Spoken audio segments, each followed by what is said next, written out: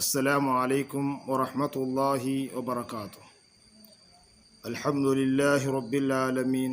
اللهم صل على سيدنا محمد عدد ما في علم الله صلاة دائمة بدوام الكلة.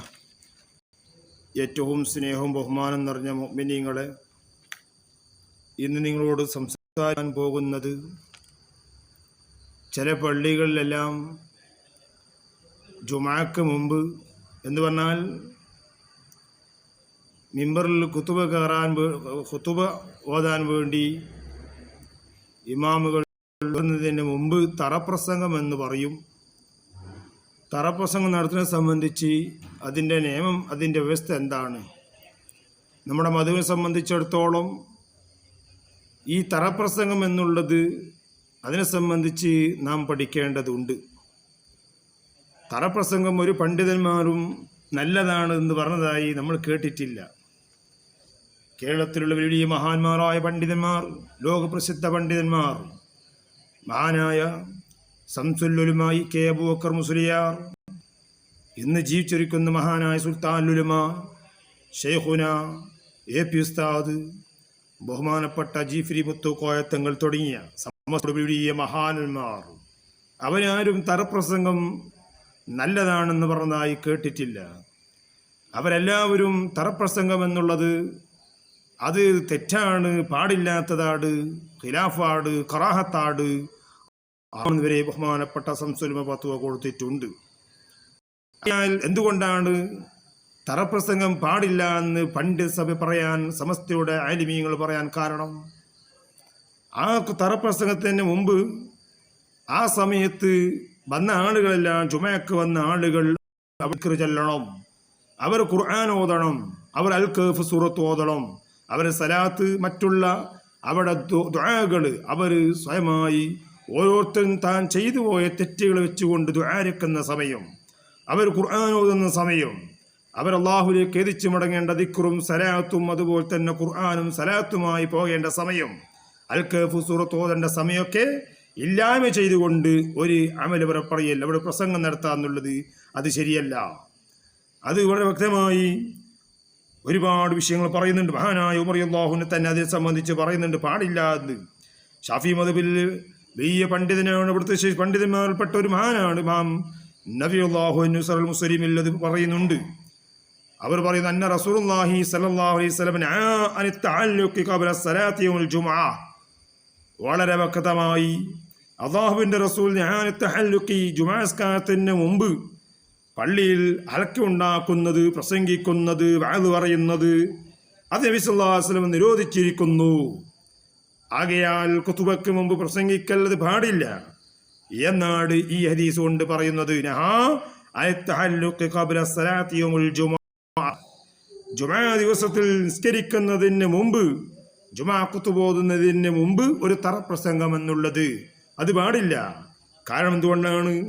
ജുമാ നിസ്കരിക്കാൻ വരുന്ന ആളുകൾക്ക് അവിടെ ഓതേണ്ട സമയമായിരിക്കും, അപ്പോൾ ഖുർആൻ അവിടെ മുടങ്ങുന്നുണ്ട്.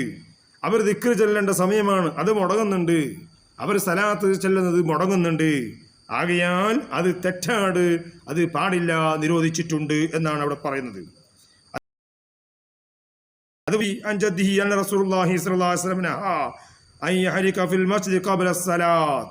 കണ്ട, നിസ്കാരത്തിന് മുമ്പ് തന്നെ ഹൽക്കുണ്ടാക്കൽ തന്നെ നിരോധിച്ചിട്ടുണ്ട്. ആകയാൽ ഇതിനെ സംബന്ധിച്ച് ഇമാം സർഖസി റളിയല്ലാഹു പറയുന്നുണ്ട്, ഈ കാര്യങ്ങളെല്ലാം ഖാൽ ഖത്താബി ഇന്നമാ ഖുരിയൽ ഇജ്തിമാ ഖബ്ല സലാത്തിൽ ഇൽമി വൽ മുദാകറതി ഉമിര അൻ യസ്തഗിൽ ബിസ്സലാത്തി വയൻസിത ലിൽ ഖുതുബതി വദ്ദിക്രി ഫൈദാ ഫറഗ മിൻഹാ ഖാൽ ഇജ്തിമാ വതഹല്ലുഖ ബഅദ ദാലിക. എല്ലാവരും പറയുന്നു, നിസ്കാരത്തിനും അവിടെ ഒരുമിച്ച് കൂടലെന്നാണ്, കറാഹത്താണ്. അവിടെ ഇൽമിന്റെ മജ്‌ലിസ് ഉണ്ടാക്കലുമെല്ലാം നിഷിദ്ധമാണ്, കറാഹത്താണ്, പാടില്ലാത്തതാണ്. ആ സമയത്ത് അവിടെ ഖുർആൻ ഓതേണ്ടതാണ്. അതാണ് അവിടെ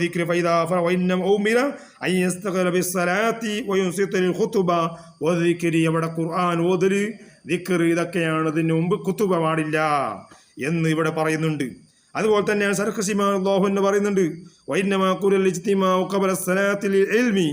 നിസ്കാരത്തിന് മുമ്പ് അവിടെ ഇൽമു പറയുന്നതിന് വേണ്ടി ഒരുമിച്ച് കൂടുതലത് കറാഹത്താണ്. ഖറാത്താണ്. ഉമിര അവിടെ കുത്തുബയാണ്. കുത്തുബ ഓതെന്നല്ലാതെ കുത്തുബ ഓതുമ്പോൾ ഉണ്ടാതിരിക്കണം. സ്കാത്തിന് മുമ്പ് കുത്തുബക്ക് മുമ്പ് നിങ്ങൾ എന്താക്കാൻ പാടില്ല, ഒരു തറപ്രസംഗം എന്നുള്ളത് ഉണ്ടാക്കാൻ പാടില്ല. അത് കറാഹത്താണ്. അങ്ങനെ നീണ്ട ഒരുപാട് ചരിത്രമുണ്ട്, ഒരുപാട് ന്യായങ്ങൾ പറയുന്ന ആളുകളുണ്ടാവും. എന്നാൽ ഇവിടെ ഒരുപാട് വിഷയങ്ങൾ പറയുന്നു. മഹാന്മാരായ നമുക്ക് തെളിവ് സമസ്തയുടെ ആലിമീങ്ങൾ തന്നെ പറഞ്ഞതാണ്. അവരും പറഞ്ഞിട്ടുണ്ടല്ലോ, അവർക്ക് വലിയ മഹാന്മാരാണ്. അവർ കിതാബ് ഓതി പഠിച്ച് അവരെല്ലാം വ്യക്തമായി പറഞ്ഞു, തറപ്രസംഗം എന്നുള്ളത് കറാഹത്താട്, സംസുൽ മാറാമാണെന്ന് പോലും പറഞ്ഞിട്ടുണ്ട്. ആകയാൽ തറപ്രസംഗം എന്നുള്ള കുത്തുബക്ക് മുമ്പുള്ളൊരു പ്രസംഗം അത് പാടില്ല. ആ സമയത്ത് ഖുർആൻ ഓത്ത് നിന്നുപോകും, ദിക്ർ ചൊല്ലൽ നിന്നുപോകും, സലാത്ത് ചൊല്ലൽ നിന്നുപോകും. ഇതെല്ലാം നിന്നുപോകുന്നതുകൊണ്ടാണ് തറപ്രസംഗം പാടില്ല എന്ന് പറയാൻ കാരണം. ഒരുപാട് വിഷയങ്ങളെ സംബന്ധിച്ച് പറയാനുണ്ട്. ആകയാൽ ചെറിയ വിഷയം ഞാനൊരു സ്ഥലത്ത് കണ്ടു, കുത്തുബക്ക് മുമ്പ് തറപ്രസംഗം നടത്തുന്നതായി ഞാൻ കണ്ടു. അതുകൊണ്ടാണ് ആ വിഷയം പറയാൻ കാരണം. അങ്ങനെ പറയുന്നവരോട് നമുക്ക് പറയാനുള്ളത്, ഈ കേൾക്കുന്നവർ പറയണം, തറപ്രസംഗം ഇവിടെ ആവശ്യമില്ല. അങ്ങനെ ഇൽമ പറയുന്ന നിസ്കാരത്തിന് ശേഷം എത്ര വേണം പറഞ്ഞോ, വിരോധമില്ല. ന്യായം പറയുന്ന ഒരാളിരിക്കുന്നില്ല. അതൊന്നും ഇവിടെ നിയമത്തിൻ്റെ മുമ്പിൽ അതൊന്നും ന്യായമല്ല. അതുകൊണ്ട് എൻ്റെ പ്രിയമുള്ള ഉമ്മനീകളെ, തറപ്രസംഗം എന്നുള്ളത് കറാഹത്താണ്, നിഷിദ്ധമാണ്, അത് ാണ്. ആ സമയത്ത് ഖുർആനും ദിക്റൊക്കെ ഓതണം. അതിൻ്റെ ന്യായങ്ങളൊക്കെ പറഞ്ഞ ഒരുപാട് ആളുകളുണ്ട്, ഇരിക്കുന്നില്ല ഉസ്താദേ, അതൊന്നും ന്യായമായി കാണരുത്. അതുകൊണ്ട് പരിശുദ്ധ ദീനുൽ ഇസ്ലാമിൽ എന്ത് പറഞ്ഞു, നബി സല്ലല്ലാഹു അലൈഹി വസല്ലം, സഹാബത്തും താബീകളും പണ്ഡിതന്മാരും അവരെന്ത് പറഞ്ഞു ാതെ ഇപ്പോൾ പുതുതായി കൊണ്ടുവരുന്ന ഒന്നിലേക്കും തറപ്രസംഗത്തിലേക്ക് നമ്മൾ കടക്കാൻ പാടില്ല. ഷാഫി മദ്ഹബിനനുസരിച്ച് ഇതാണ് ഈ വ്യക്തമായി പറയാനുള്ളത്. അത് കറാഹത്താണ്, അത് പാടില്ലാത്തതാണ് എന്ന് മാത്രം ഈ സമയത്ത് ഉറപ്പെടുത്തി. ഇന്ന് വെള്ളിയാഴ്ച രാവാണ്. അല്ലാഹു തആല മജ്ലിസ് സ്വീകരിക്കുമാറാവട്ടെ. അല്ലാഹു നമുക്കെല്ലാവർക്കും നല്ലത് പറയാനും നല്ല മനസ്സിലാക്കാൻ അല്ലാഹു തൗഫീഖ് നൽകുമാറാവട്ടെ. അസ്സലാമു അലൈക്കും വറഹ്മത്തുള്ളാഹി തആല വബറകാതുഹു.